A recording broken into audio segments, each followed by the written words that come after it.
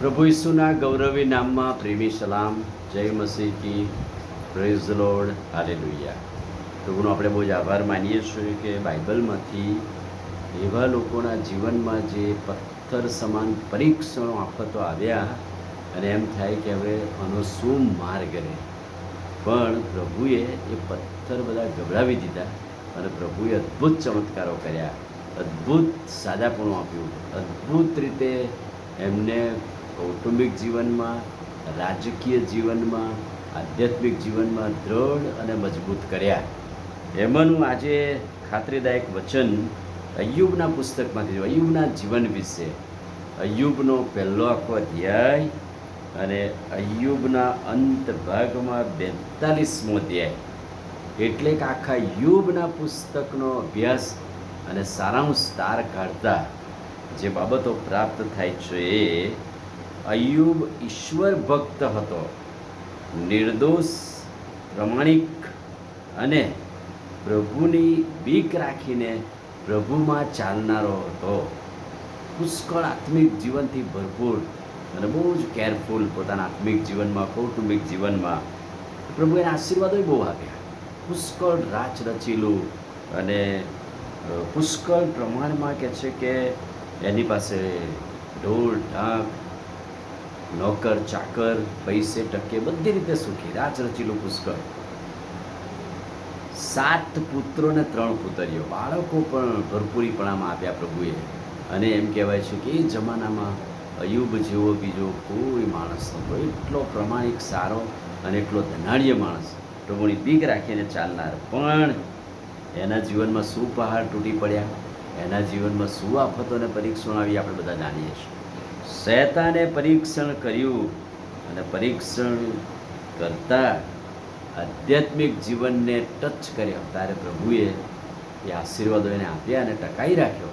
અને પહાડ પથ્થર સમાન પરિસ્થિતિમાં અય્યુબ ટકી રહ્યો. કેમ કે શું કરતો હતો એ? દર વર્ષે ઉજાણી કરે અને ઉજાણી કર્યા અને ઉજાણીમાં દહન્ય પણ ચડાવતો, પોતાના માટે, પોતાના બાળકો માટે, પોતાના ભાઈ બહેનો માટે, કુટુંબીજનો માટે પાપ કબૂલાત કરતો અને ઈશ્વરની આગળ કે છે કે નમી જતો હતો. પણ પરીક્ષણ આવ્યું, આફતો આવી ત્યારે આપણે પહેલા અધ્યાયમાં વાંચીએ છીએ કે અનુક્રમે સઘળું લૂંટાઈ ગયું, રાચ રચેલું લૂંટાઈ ગયું અને 7 પુત્રો ને 3 પુતરીઓ એ મૃત્યુ પામી, બધું જ વિનાશ પામી ગયું. પછી શું એ ટકી રહે વિશ્વાસમાં?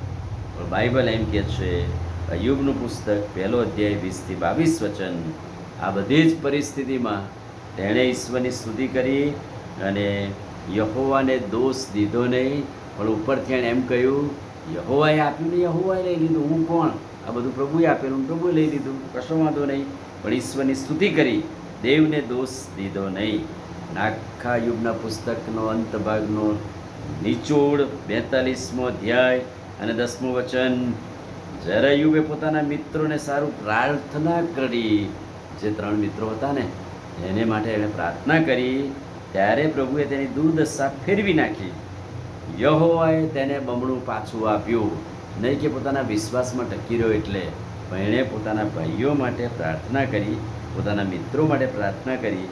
પ્રભુએ બમણું આપ્યું, પ્રભુએ લાંબુ આયુષ્ય આપ્યું, પ્રભુએ 4 પેઢી બતાવી અને સંપૂર્ણ વૃદ્ધાવસ્થામાં મૃત્યુ પામ્યો. કેટલો મોટો આશીર્વાદ, કેટલો મોટો પહાડ તૂટી પડ્યો, પણ પ્રભુમાં જ વિશ્વાસુ રહ્યો, ટકી રહ્યો. છેલ્લે તો શરીરમાં પણ માંદગી આવી, તકલીફો આવી, પણ બધામાં અય્યુબ ટકી રહ્યો.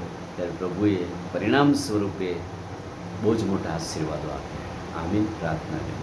ભલા પ્રભુ, આજે સવારે ખાતરીદાયક અદ્ભુત વચનો માટે આભાર.